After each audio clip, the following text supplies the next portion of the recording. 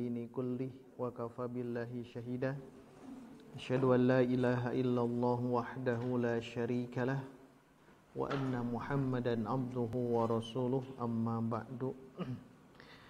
Hadirin ikhwatu iman yang Allah muliakan, kajian pada malam hari ini kita akan meneruskan bagaimana bentuk kekejaman orang-orang kafir Quraisy terhadap Nabi kita, Nabi Muhammad sallallahu alaihi wasallam beserta para sahabat-sahabat Rasul yang mereka berani untuk memegang tauhid, memegang Islam walaupun harus meregang nyawa.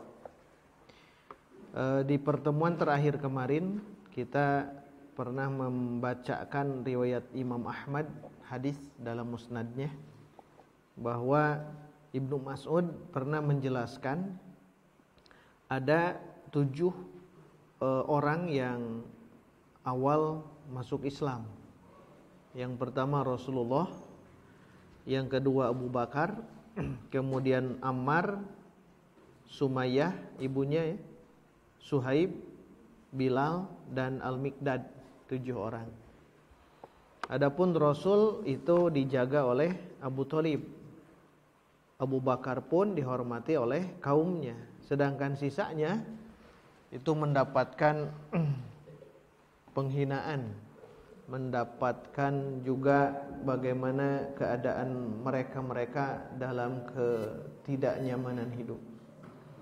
Oleh sebab itulah tentunya kita mesti faham ya, bagaimana perjalanan para sahabat memperjuangkan Islam yang mungkin jauh dengan kita. Kita nyaman saja, kalau para sahabat itu luar biasa dalam mempertahankan keimanan dan keislaman para sahabat di awal-awal perjuangan Islam. Nah, kemudian kehidupan seseorang itu di dunia ini tidak diukur dengan kedudukan manusiawinya. Jadi jangan dibayangkan bahwa orang-orang yang akan kita bahas nanti itu mendapatkan penderitaan, bukan berarti mereka ada kehinaan.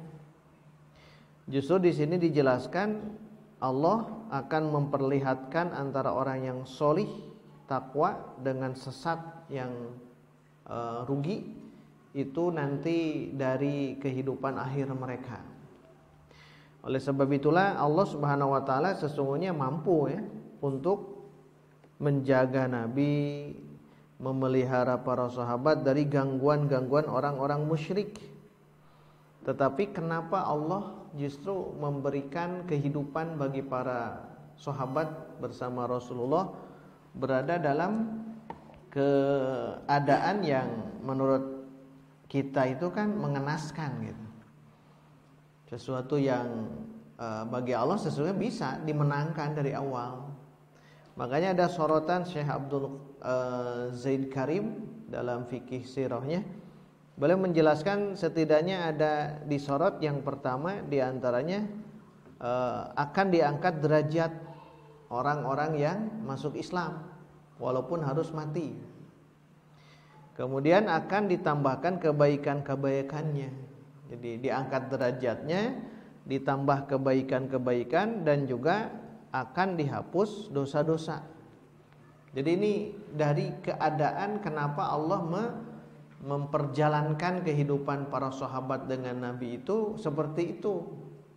Kan bagi Allah mudah ya, tinggal kun fayakun gitu. Tapi ada proses yang dilalui oleh Rasulullah dengan para sahabat. Dan ini juga menjadi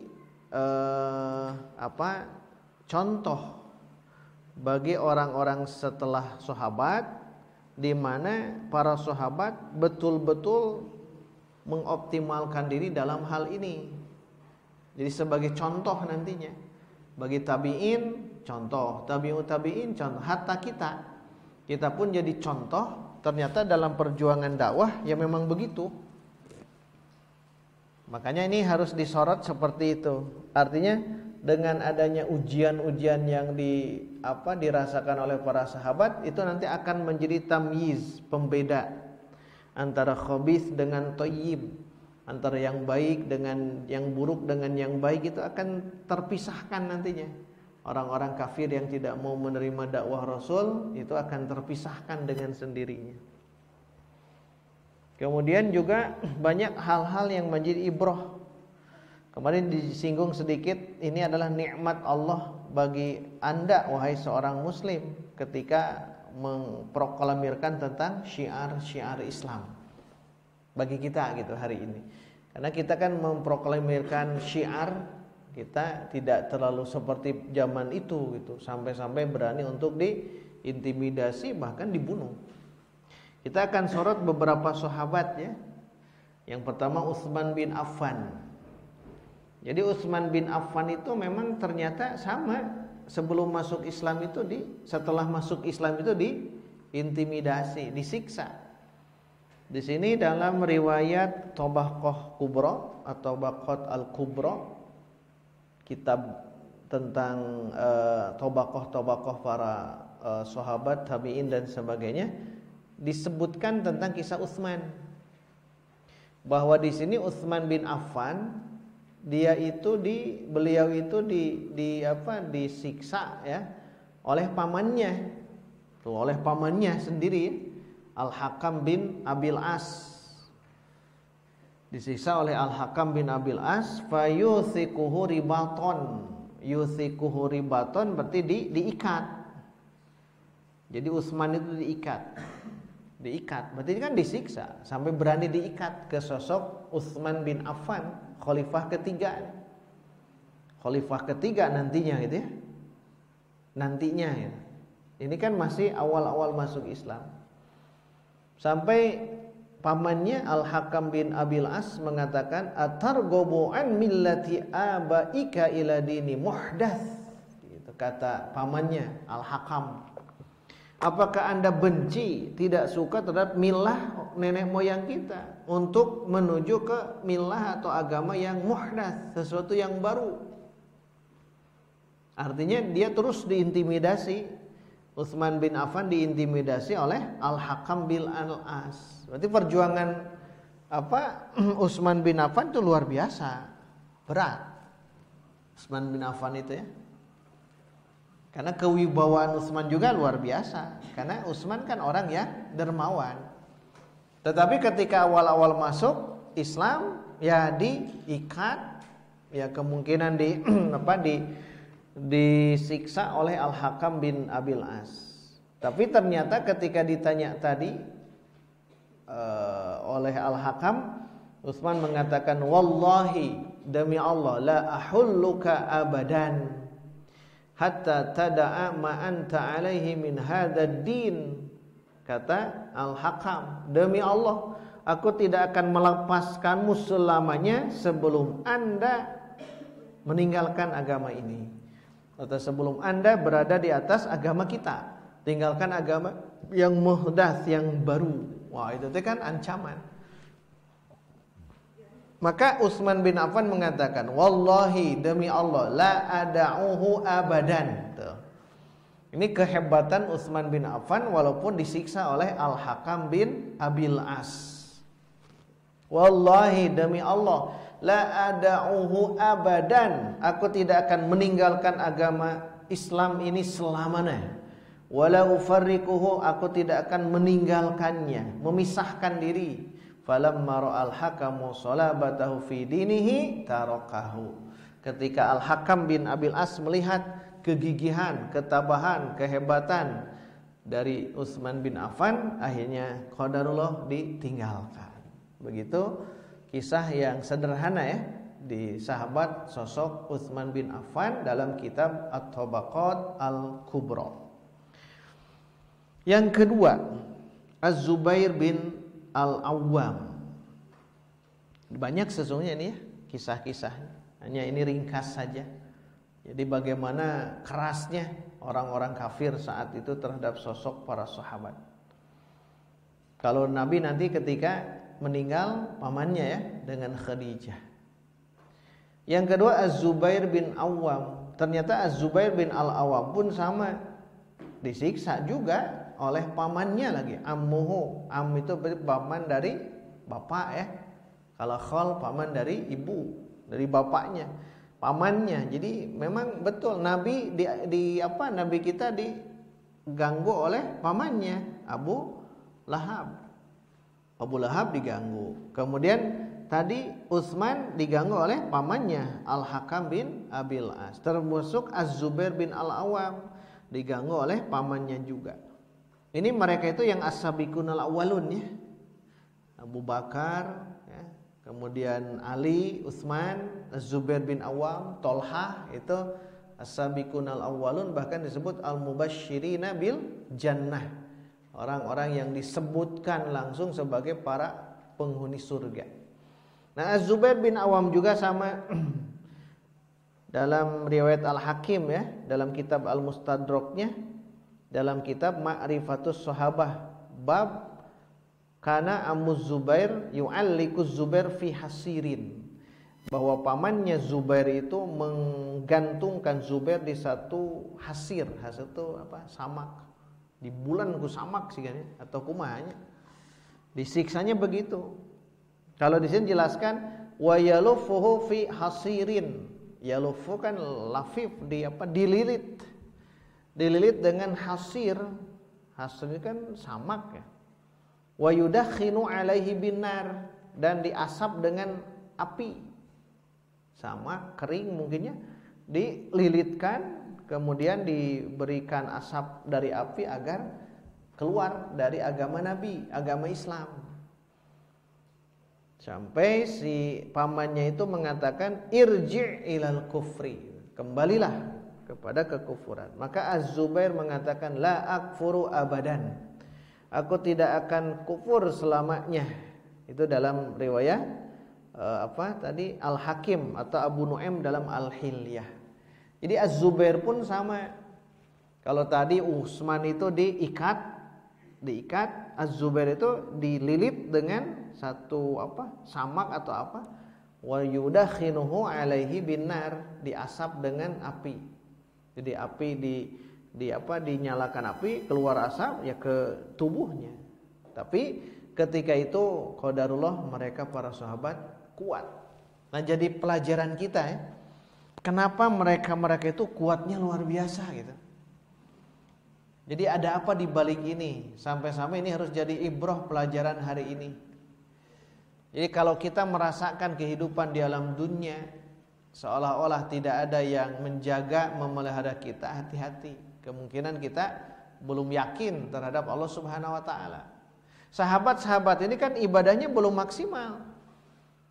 Kalau kita mau hitung-hitung sholatnya, saumnya, zakatnya, apalagi haji kan belum haji. Ibadah haji kan ketika diwajibkan di sana. Tetapi mereka akhirnya mampu melakukan ini semua. Kata kuncinya ada di kolbu. Jadi Nabi itu diberikan tugas untuk membersihkan kolbu, wa yuzakkihim. Jadi membersihkan kolbunya. Sehingga kalau melihat sahabat Utsman, Az-Zubair, nanti ada lagi ya, itu ternyata kekuatan ada di kolbu. Di mana Nabi menjelaskan, ini kan baru berapa tahun dari tahun kenabian kan ya, belum masuk ke tahun ke-10, belum masuk, masih awal-awal. Tahun ke-4, ke-5 itu tahun-tahun baru muncul gitu, kemunculan itu, tapi ternyata bisa merubah keadaan masyarakat saat itu. Di mana dengan cara disiksa harusnya kan ya dia lepas lelah atau meninggalkan keyakinannya, kembali lagi ke agama musyrik. Tetapi Utsman bin Affan tidak. Ketika pamannya lihat Utsman kekeh, dia tinggalkan. Az-Zubair pun sama. Atau yang dari perempuan Zinnirah. Zinnirah itu di antara orang-orang yang disiksa. Zinnirah seorang perempuan radhiyallahu anha yang nanti dibebaskan oleh Abu Bakar As-Siddiq. Tapi ketika dibebaskannya itu zahaba basaruha, pandangannya atau matanya hilang ketika Abu Bakar membebaskan. Berarti disiksanya sampai hilang pandangan matanya. Disiksa apa? Naudzubillah. Zinnirah ini terkenal. Zinnirah sahabiah perempuan yang ketika Abu Bakar membebaskannya matanya sudah hilang.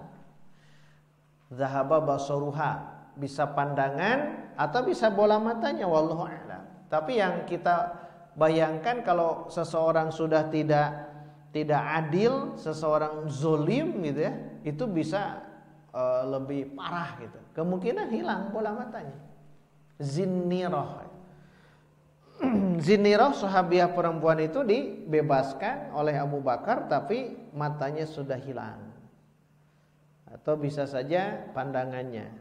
Maka orang Quraisy mengatakan, ma azhaba basaraha illa Latu wal Uzza. Cek orang Quraisy itu ketika dibebaskan oleh Abu Bakar, tidaklah hilang pandangan Zinnirah itu kecuali karena Lata dan Uzza. Kata orang Quraisy. Jadi dihubung-hubungkan dengan dewa Lata dan Uzza. Maka Zinnirah mengatakan, kadzabu, bohong mereka, wa baitillah, demi Baitullah, demi Allah berarti di sini. Ma tadurrul Latu wal Uzza. Kan berani itu. Ketika dibebaskan berani mengatakan ma tadurrul Latu wal Uzza wa ma tanfa'ani. Tidak ada membawa madorot Lata dan Uzza, juga tidak akan membawa manfaat. Jadi penglihatannya mungkin kabur gitu, tidak bisa melihat. Tapi ketika disebutkan itu karena sebab Lata dan Uzza, maka Zinnirah menegaskan Lata dan Uzza tidak memberi manfaat dan madorot. Tegas tuh. Hebatnya Zinnirah, berarti ya, sahabiah pun berani ya, berani mengatakan hak dan batil. Faradallahu basaraha. Maka dalam riwayat Sirah Ibnu Hisham atau Al-Bidayah An-Nihayah Ibnu Katsir atau Dalail An-Nubuwah Al-Baihaqi, faradallahu basaraha. Allah pun kembalikan pandangannya setelah masuk Islam atau setelah dibebaskan oleh Abu Bakar. Maka orang-orang yang dibebaskan oleh Abu Bakar itu luar biasa banyak, termasuk Zinnirah yang ini. Setelah dibebaskan dan menegaskan seperti tadi, Allah kembalikan lagi pandangannya. Menunjukkan apa? Inilah kehebatan mereka-mereka yang siap untuk memegang Islam. Jadi jangan sampai kita merasa hari ini ya, kita memegang Islam memang zaman sekarang bagaikan bara api. Orang yang memegang Islam bagaikan memegang bara api. Kalau dibiarkan kita butuh penerangan, tetapi akan membuat hancur tangan kita. Tetapi kalau kita betul-betul mengoptimalkan diri, insya Allah Allah akan memberikan wa yutsabbit aqdamakum, akan mengokohkan pondasi-pondasi kita, kolbu-kolbu kita. Jadi banyak kisah-kisah ya, kisah-kisah menarik itu banyak, luar biasa. Ada juga, nah ini terkenal mungkinnya, Mus'ab bin Umair.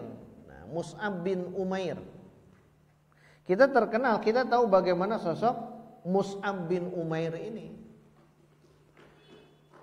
Di riwayat At-Tabaqatul Kubra masih sama Ibnu Sa'ad. Di sini dijelaskan banyak hadis-hadis yang ini. Bagaimana masuknya Mus'ab bin Umair, seorang yang masya Allah luar biasa. Bahkan Nabi menjelaskan bahwa sosok Mus'ab bin Umair itu seorang pemuda Makkah, syabab, jamal, pemuda tampan. Dan ibu bapaknya sangat mencintai Mus'ab bin Umair. Ibunya mali'atan katsiratal mali, banyak harta. Ya bapaknya tentu sama ya. Ibu bapaknya banyak harta. Pakaiannya yang terbaik, yang terlembut. Bahkan pakai minyak wangi yang paling terkenal di penduduk Makkah. Keluarganya itu orang-orang kaya. Dan Rasul menyebutkan itu. Sampai Rasul menyebutkan bahwa kata beliau, ma ra'aitu bi Makkata ahadan ahsana limmatan wala araqa hullatan wala an'ama ni'matan min Mus'ab bin Umair. Sanjungan Nabi kepada Mus'ab bin Umair. Kata kuncinya adalah orang yang sangat hidup berkemewahan. Pakaiannya, minyak wanginya, baju, celana atau gamisnya yang terbaik, Mus'ab bin Umair. Karena ibunya, bapaknya orang-orang kaya saat itu. Maka ketika sampai bahwa Rasul sedang berdakwah Islam di Darul Arqam, nah nanti bahas ya di pertemuan berikut. Darul Arqam bin Abil Arqam yang awal-awal masuk Islam, nanti tarbiyahnya di situ. Jadi memang ada pengkaderan ya, ada pengkaderan di rumahnya Al Arqam, maka sering disebut Darul Arqam. Ketika Mus'ab bin Umair mendengar Nabi sering dakwah di situ, memberikan tausiah di Darul Arqam bin Abul Arqam, masuk ke Darul Arqam, masuk Islam, membenarkan Nabi, dan beliau keluar dari Darul Arqam, tapi menyembunyikan keislamannya. Kenapa? Takut ibunya, takut kaumnya. Akhirnya Rasul pun, akhirnya yang lain kan menjaga rahasia ini. Tetapi ada Utsman bin Thalhah pernah melihat Mus'ab bin Umair sedang sholat. Ketinggal akhirnya satu waktu ya. Ketika itu melihat, maka Utsman bin Thalhah mengabarkan kepada ibunya, mengabarkan kepada kaumnya bahwa Mus'ab bin Umair sudah masuk Islam. Padahal tadi Mus'ab bin Umair orang kaya luar biasa, pakaiannya hebat. Fa'akhudhuhu, maka mereka mengambil. Mengambil itu merenggut, menyiksa, berarti bahasa akhadha di sini. Mereka pun menyiksa Mus'ab bin Umair, fahabasuhu, bahkan mengurungnya di penjara oleh kaumnya. Dan ternyata lama juga ya. Falam yazal mahbusan hatta kharaja ila ardil Habasyah. Jadi dikurung di satu tempat itu hingga nanti beliau keluar menuju ke Habsyi. Hijrah pertama kan Habsyi, yang oleh Ja'far bin Abu Thalib itu kan. Itu nanti kita bahas bahwa ternyata dikurungnya sampai nanti keluar beliau dari Makkah untuk hijrah ke Habsyi. Berarti sangat lama. Hijrah pertama Habsyi ya. Hijrah pertama Habsyi, baru nanti ke Al-Madinah. Kemudian beliau pulang bersama kaum muslimin, ketika kaum muslimin pun pulang. Dan ketika pulang berubah total 180 derajat keadaan Mus'ab bin Umair. Yang tadinya bergelimang pernak-pernik kehidupan duniawi, tapi saat itu pakaian pun sangat-sangat tidak layak. Berarti sosok Mus'ab bin Umair itu berani untuk meninggalkan kekayaan, harta. Kalau yang tadi berani untuk disiksa, yang ini berani untuk meninggalkan kekayaan. Mau tidak kita hijrah seperti ini? Harus mengikuti ini begini gitu. Kalau banyak bergelimang harta, tapi harta barang-barang yang haram, tinggalkan semuanya.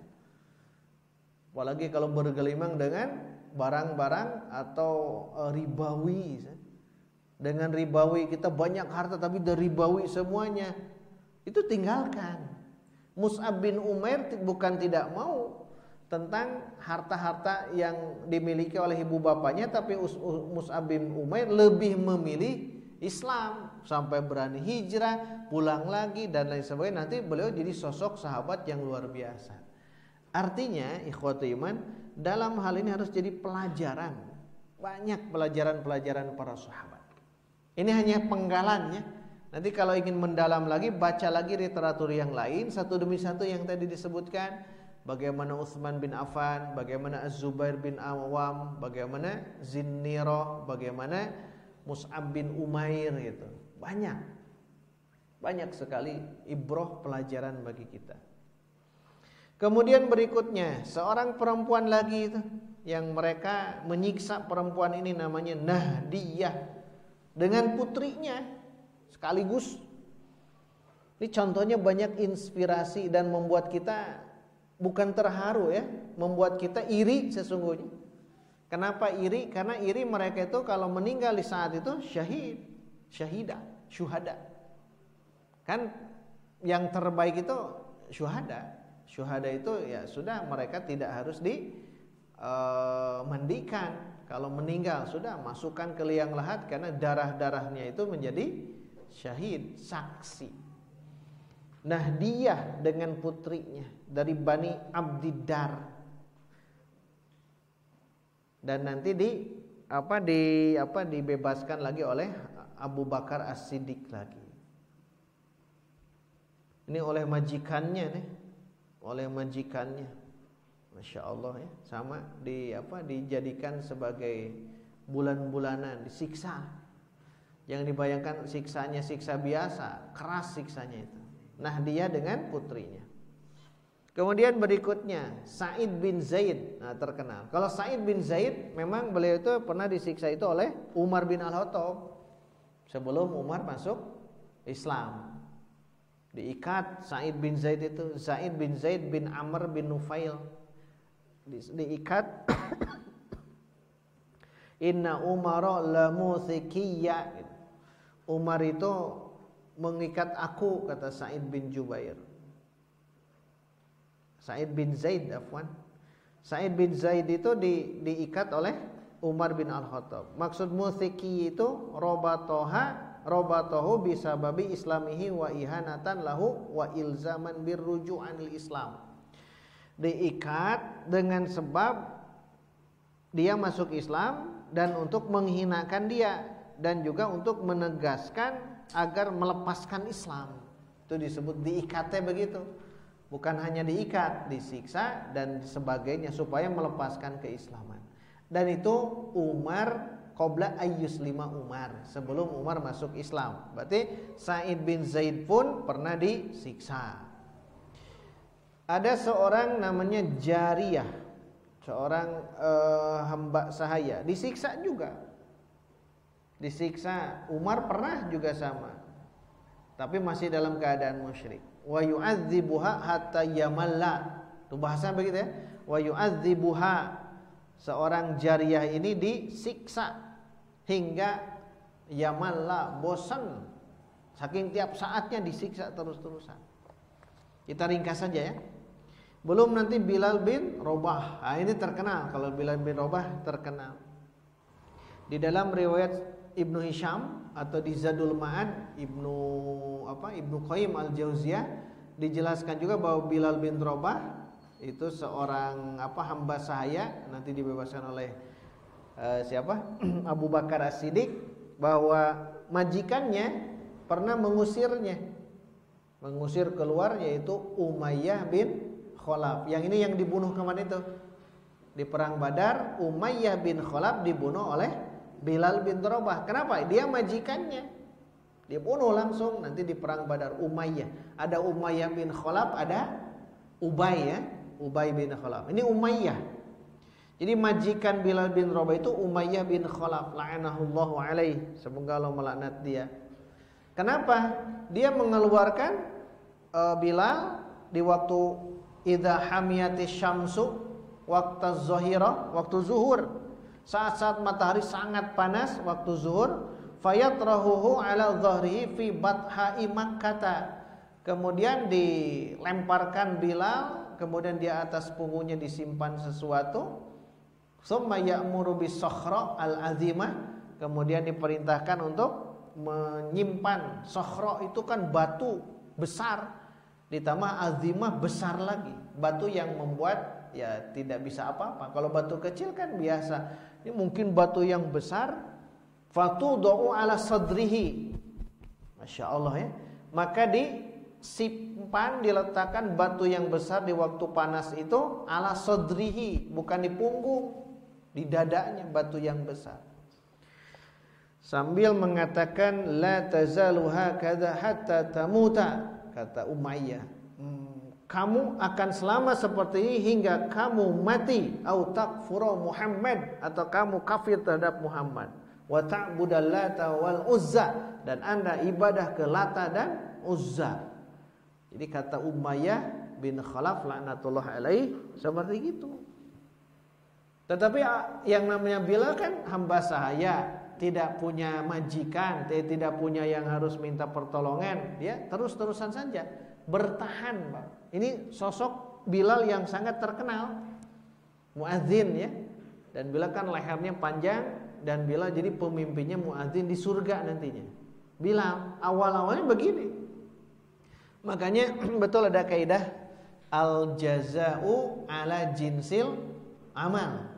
Al jaza'u balasan itu ala jinsil amal, tergantung amalnya.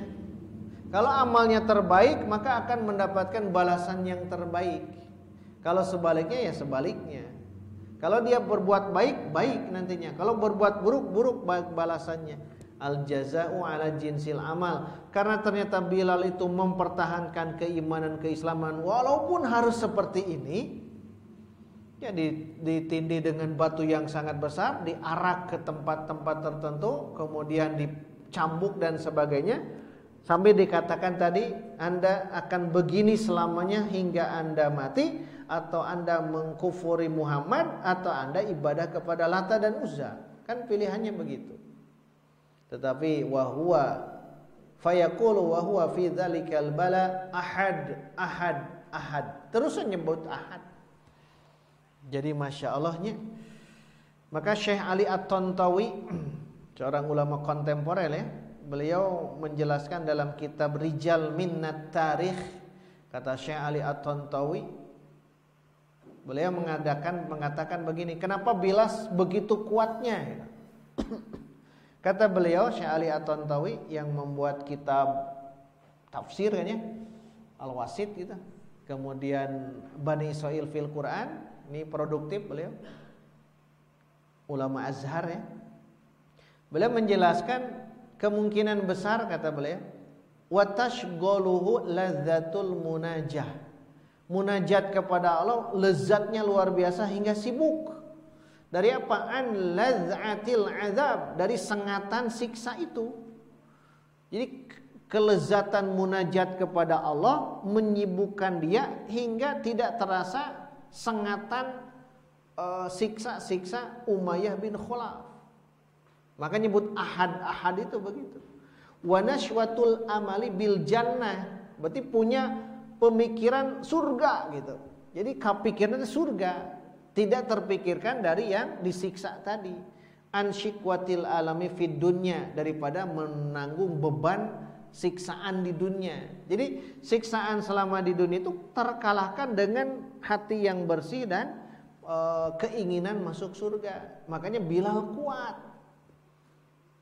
Al jaza'u alal jinsil amal, betul begitu. Sehingga betul ya, setelah dibebaskan oleh Abu Bakar, akhirnya orang yang terbaik. Nanti kalau ada kisah hadir Waraqah bin Naufal, itu kisah doif ya. Lewat ke situ Waraqah bin Naufal, memang saya dijelaskan. Itu riwayat doif. Yang ada itu lewat itu adalah Abu Bakar, dibeli itu. Dan dibelinya lumayan mahal juga ya. Itu banyak ya contoh-contohnya. Di sini Yasir, keluarga Yasir. Sudah ini kan ya. Kita bahas Ammar, Yasir, Sumayyah dan Ammar yang ditombak siapa? Sumayyah, Ummu Ammar, ta'anaha Abu Jahlin. Jadi tombak Abu Jahal biharbatin fi qubuliha famatat. Jadi di bawahnya ditombak, tembuskan ke atas sampai beliau mati. Wa huwa awwalu syahidatin fil Islam. Jadi beliau itu orang yang pertama mati syahid. Perempuan yang mati syahid adalah Sumayyah. Sebelumnya Yasir dulu ya. Yasir. Dan Ammar sebagai anaknya melihat dengan mata kepala sendiri ibu bapaknya. Bapaknya meninggal, ibunya itu Sumayyah meninggal. Masya Allah, anak sendiri melihat bagaimana kebiadaban Abu Jahal laknatullah alaih. Tetapi bahagia ya tetap. Mereka-mereka bahagia. Surga sudah menanti bagi mereka-mereka yang syuhada. Belum nanti Abu Fukaihah, belum Khalid bin Sa'id bin Al-As, kita lewat saja lah. Belum Suhaib Ar-Rumi yang tadi jelaskan. Atau nanti kita bahas lagi ya pertemuan berikutnya, biar nanti kita paham bagaimana keadaan para sahabat. Kita akan teruskan mungkin ya ada beberapa sahabat yang bisa jadi ibrah, pelajaran bagi kita. Sehingga bagaimana orang-orang yang dibebaskan oleh Abu Bakar As-Siddiq khususnya, siapa saja? Nah, kita akan bahas insyaallah di pertemuan berikutnya. Hari ini waktu iman cukup ya kajian pada malam hari ini. Mohon maaf tidak bisa lama karena ada yang meninggal, bibi dari Punbiang tadi meninggal. Jadi cukup sampai segini saja. Insyaallah kita akan teruskan ya. Pada pertemuan berikutnya insyaallah kita akan masuk ke masih bagaimana biadabnya orang-orang kafir Quraisy, tentang mungkin nanti akan bahas kembali siapakah Yasir, Sumayyah, Ammar dan lain sebagainya. Aqulu qouli hadza wa astaghfirullah li wa lakum walhamdulillahirabbil alamin. Wassalamualaikum warahmatullahi wabarakatuh.